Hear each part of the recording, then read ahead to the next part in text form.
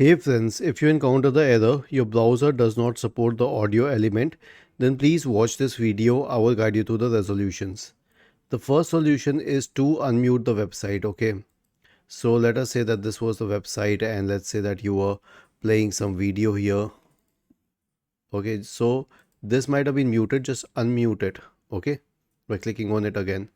The next one is to check your sound settings. Open the sound tray and make sure that the sound volume is loud enough. After this, clear the cache and cookie for the browser. Let's say it's Microsoft Edge or any Chromium browser for that matter. Click on these three dots at the top right corner and then select history and then click on the bin symbol and then make sure that you select it at all time. Click on clear now. The next solution is to allow audio to play the sound. And how would you do that?